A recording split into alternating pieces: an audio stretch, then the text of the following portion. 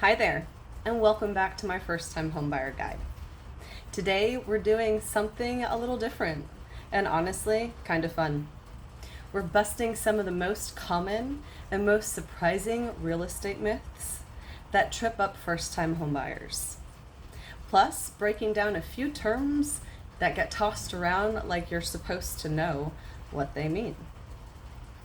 These aren't your typical beginner tips. These are things buyers think they know, but don't.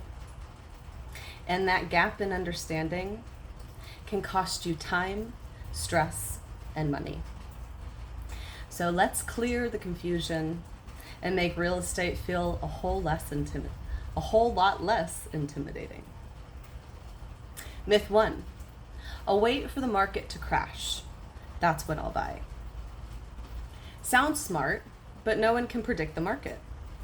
Waiting often means missing out on years of equity, tax benefits, and rental freedom. Truth? You don't time the market. You time your life. If you're financially and emotionally ready, that's the right time. Myth 2. Zillow says it's worth, so it must be true. Zestimates are educated guesses, not gospel. They can be off by tens of thousands of dollars. Truth? Only a local market analysis, done by an agent using actual comps, will tell you what a home is really worth. And even then, the price depends on what buyers are willing to pay. Myth 3.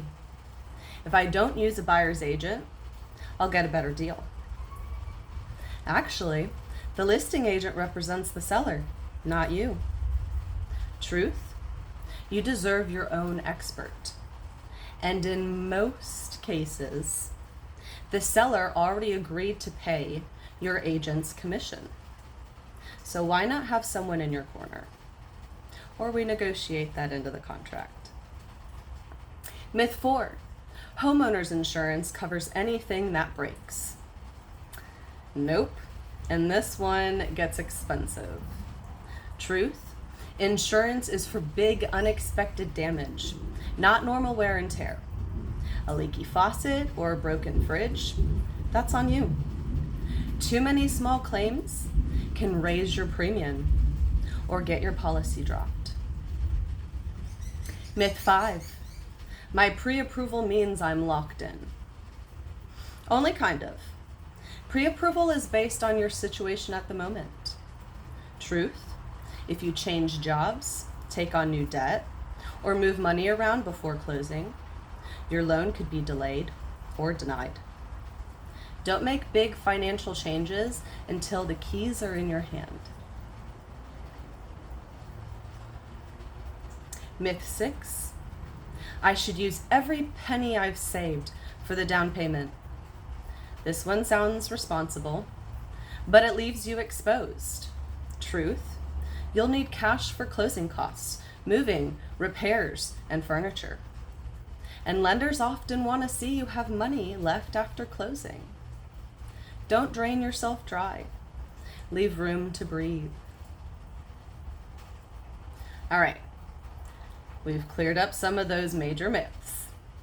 But even when you've got the right mindset, there's still one more thing that trips people up: the language. Real estate is full of terms that sound familiar, but aren't always clear. And too often, buyers are afraid to ask what they really mean.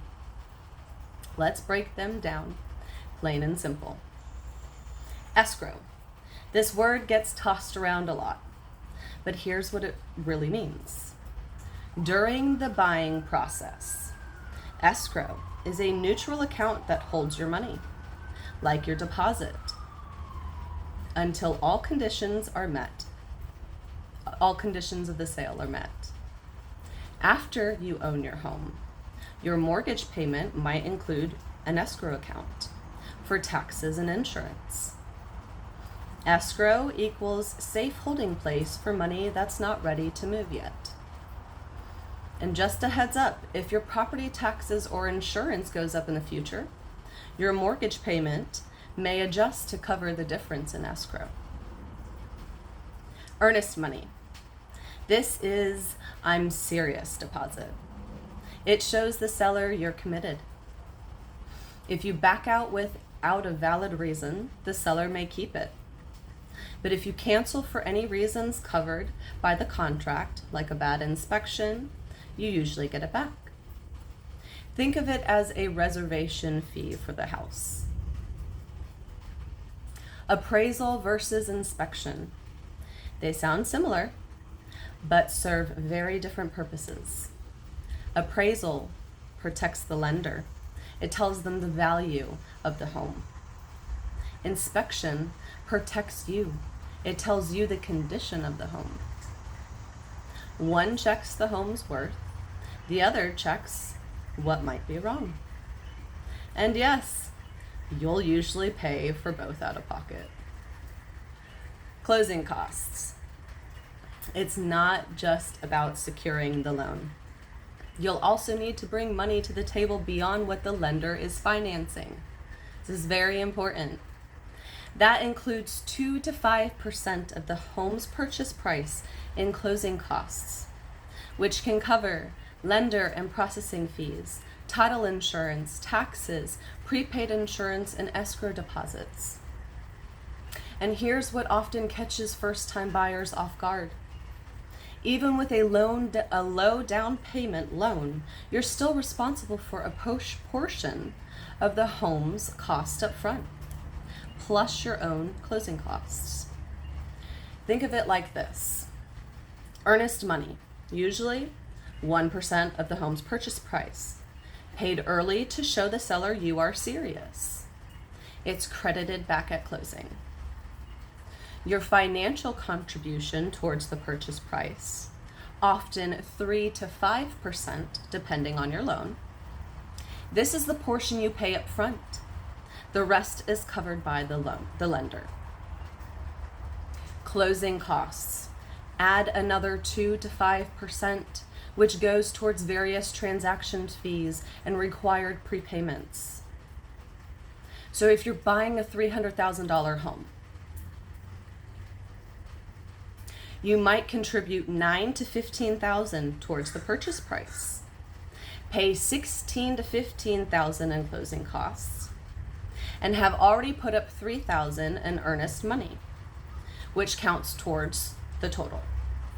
Your total cash to close could range from $15,000 to $25,000, depending on your loan, local costs, and any seller contributions.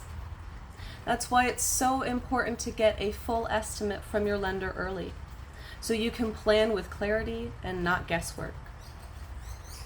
Contingencies.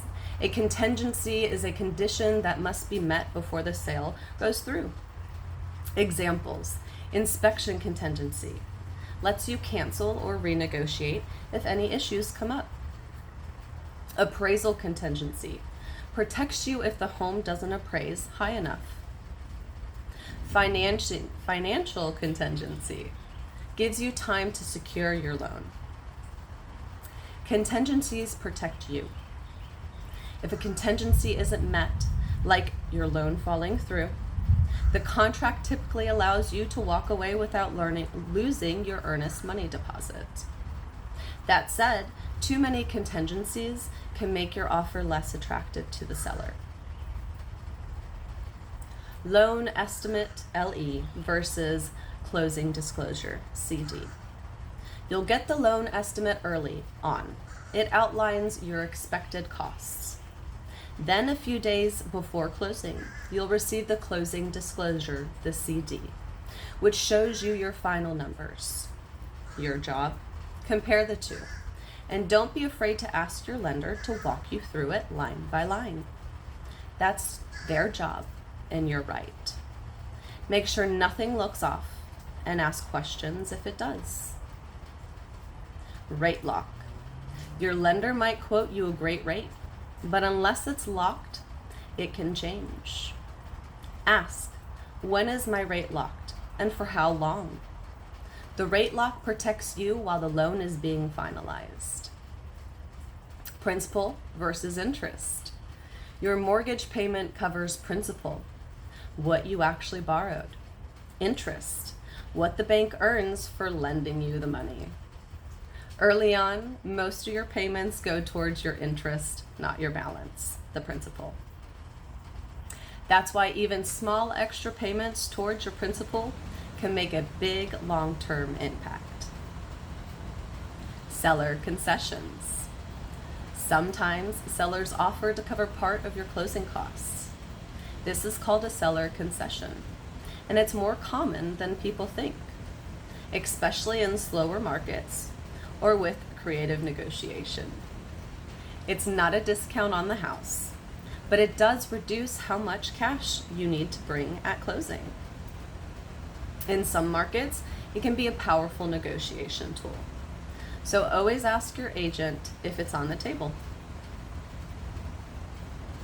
Real estate doesn't have to be confusing. And now you know how to spot the myths and actually understand the terms. You're already ahead of the curve. You don't need to memorize everything or become an expert. You just need someone who explains things clearly and help you feel confident every step of the way. This is exactly what this series is for and exactly why I'm here. Don't forget, the final series in this episode is a Q&A. I'm answering your real questions and things that still feel confusing, overwhelming, or a little fuzzy. So if there's anything on your mind, now this is the time to ask in the comments. And if this series has helped you feel even a little more prepared or more informed or just less overwhelmed, I'd be so grateful if you'd share it with someone who's on the same path. Thank you so much for being here. And when you're ready, I'll be here with real answers, no pressure, and probably a coffee in hand.